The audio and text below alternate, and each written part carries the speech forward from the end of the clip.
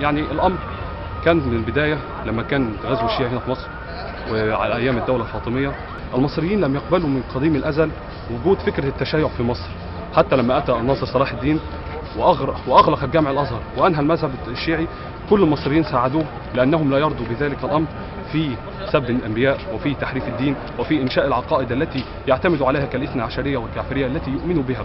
دايما بنلاقي اصلا قمع لفكره التشيع في مصر، ان هو ما فيش اي حاجه اسمها شيعه.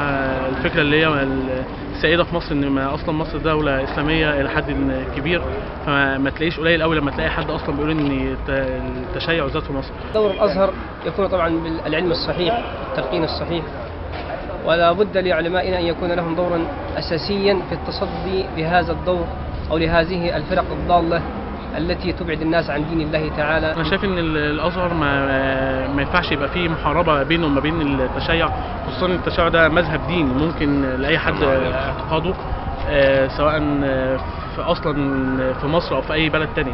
زيرو اندر زيرو، دي زيرو يعني النظام او النظام الازهر او الاداره اللي في الازهر مش عايزه تتحرك باوامر من فوق، يعني من تحت هم واقفين على الكلام ده، ويعني طرق كتير. يعني المجتمع المصري كما نعرف هو مجتمع متدين بالشكل الكامل، ولكن فكرة الغزو الشيعي ممكن أن تكون فكرة عارضة كمثل فكرة الغزو العلماني أو فكرة الغزو الثقافي الآخر من الغرب. الجهل طبعا انتشر الجهل، ولكثرة كلام الناس الذين لا يعلمون، كما قال النبي صلى الله عليه وسلم: كثر الرويبضة. قالوا: ما الرويبضة يا رسول الله؟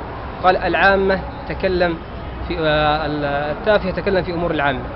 الملحد او الربوبي زي ما بتكفل رعايته في الدوله او تكفل له حريه الاعتقاد، فانا شايف برضه ان الشيعي ليه حق اعتقاد المذهب اللي هو شايفه صحيح او لا يعتقده، يعني دي حريه شخصيه في الاول والاخر. يعني العقليه المصريه، العقيده المصريه سهل انها تخترق، وثانيا يعني ما فيش تحرك على مستوى الدوله يعني يحارب الشيعه وكده، او الدعاء او الائمه غير ممكنين ان يعرفوا الناس او يحذروا الناس من الشيعه وكده. دوري اولا ان انهل من جميع العلوم حتى اكون اولا ميسر للحديث وانصاح الناس. ثانيا لابد للجميع ان يكون له درايه وتمعن لكل الافكار، ولا بد للناس ان ياخذوا الواقع العملي سبيلا لهم وليس الواقع النظري. فلا بد ان نتحدث الناس ونقول لهم عن تلك الادوار وعن ذلك الغزو وكيف لنا ان نصده.